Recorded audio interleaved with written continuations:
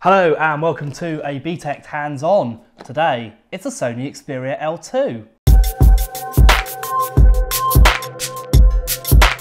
This Sony Xperia L2 unboxing is sponsored by Direct Mobiles. You'll find a link to their best Sony Xperia L2 deals in the video description below. Okay, so I don't want to do a lot of boring unboxings because, hey, it's a box, it opens, it reveals a phone, but I'm very happy to show you what's inside this box, just for the sake of it. Sony Xperia L2. Now, I was a big fan of the Xperia L1 because I felt that it was actually a pretty good phone for the money. To give you an idea, this is about £200 unlocked, or about £18 a month on a contract, depending on what you go for, obviously, in terms of data and all that. Right, so here's the phone. We'll look at that in more detail in a minute.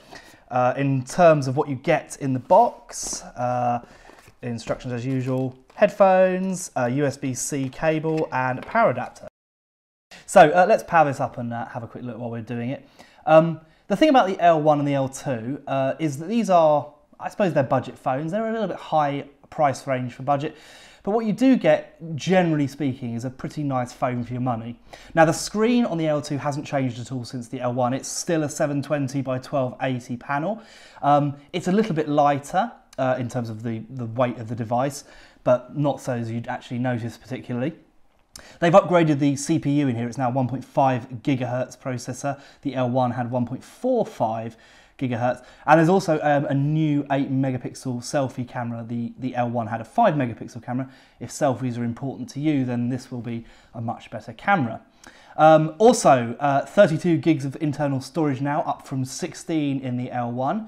You've still got a micro SD card socket in there as well. In terms of performance, as well as that boost to the processor speed, we've also got a very distinct advantage in here of having 3 gigs of RAM instead of 2 gigs. Now that will make a difference to the sort of speed of apps. It'll sort of keep the phone feeling a bit snappier for longer.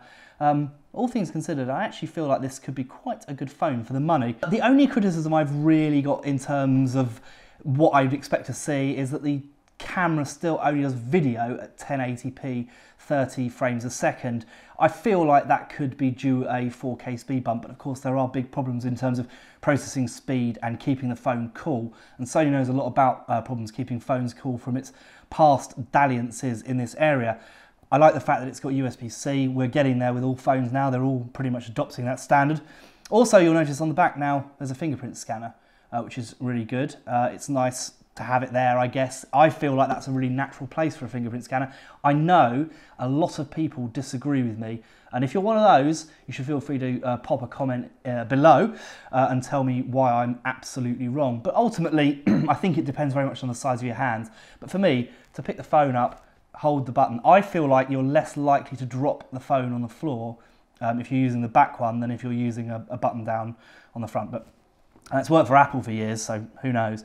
So there you have it, the Sony Xperia L2, a pretty nice and well-rounded phone actually. We're going to do a full review, of course. This is just a very basic hands-on to let you know we've got it in, and the review is going to be coming up in the coming weeks. We've got a busy couple of weeks coming up actually. We've got Mobile World Congress in Barcelona. Now this is obviously, if you don't know MWC, it's a huge industry event, but it's a showcase for every new product coming out soon. There'll be a lot of phones from manufacturers you know, and some from perhaps some less familiar places. But we're going to make a really big success of it. We want to have a huge amount of video up on the channel to give you guys an insight into where mobiles are heading this year. So please, if you haven't already, hit that subscribe button, hit the thumbs up to like this video if you liked it, or dislike it if you disliked it. And we'll notify you if you press the bell icon as well about when we upload new videos, and that'll be particularly useful for you in the coming weeks as we hit Mobile World Congress. So I'll see you very soon for our next video.